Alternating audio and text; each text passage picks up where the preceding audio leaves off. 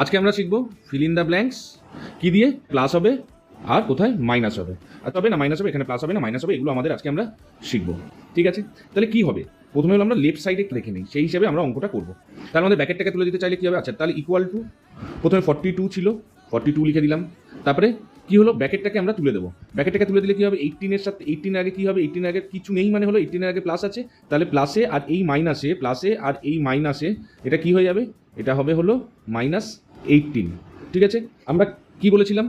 যেহেতু ব্যাকেটটা তুলে দিচ্ছি, তাহলে এই মাইনাস চিহ্নটা এই প্লাস চিহ্নটার সাথেও গুণ হয়ে যাবে। তাহলে এই মাইনাস চিহ্নটা প্লাস চিহ্নটার সাথে গুণ হয়ে গেলে কী হবে? প্লাসে, আমরা কি জানি, প্লাসে আর মাইনাসে কী হয়ে যায়? মাইনাস। তাহলে এখানে হবে মাইনাস, আর 14 যেরকম ছিল 42 মাইনাস ব্যাকেটের মধ্যে যদি 18 প্লাস 14 থাকে, তাহলে ইকুয়াল টু, আমাদের যদি ব্যাকেটটা তুলে দিই তাহলে আমরা লিখতে পারবো 42 মাইনাস 18, তারপরে প্লাসে মাইনাসে মাইনাস হয়ে যাবে -14। এটা হয়ে যাবে আমাদের অ্যান্সার।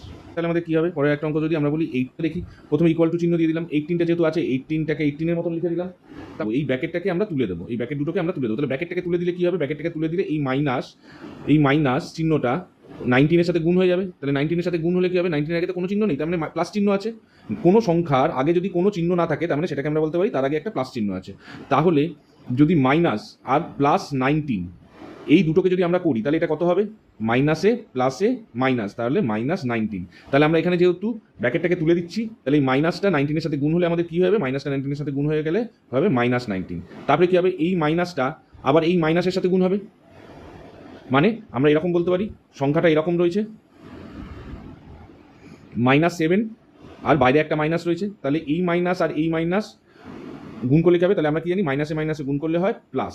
তাহলে আমরা এই মাইনাস যখন ব্র্যাকেটটা তুলে দেবো, মাইনাস আর এই মাইনাস উঠে গিয়ে গুণ করে গিয়ে আমাদের কী হবে? +7। তাহলে আমরা এখানে কী লিখতে পারি? এখানে লিখতে পারি সেরকম মাইনাস আর মাইনাস গুণ হয়ে প্লাস হয়ে গেল, তাহলে +7।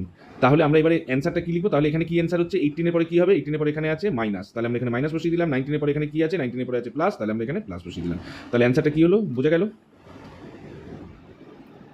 18 মাইনাস 19 -7। তাহলে আমরা কি লিখতে পারবো? 18 বক্সের মধ্যে হবে মাইনাস, এই যে মাইনাস, তারপরে 19 ছিল, তারপরে আবার একটা বক্স, এই বক্সের মধ্যে কী হবে? প্লাস, আর এখানে 7। ঠিক আছে, এটাই হলো অ্যান্সার। আচ্ছা, এই একটা অঙ্ক দিলাম আমি, তাহলে তোমরা আমাকে এই অঙ্কটা করে কমেন্টে পাঠিয়ে দিও, আমি দেখি তোমরা শিখতে পেরেছো কিনা।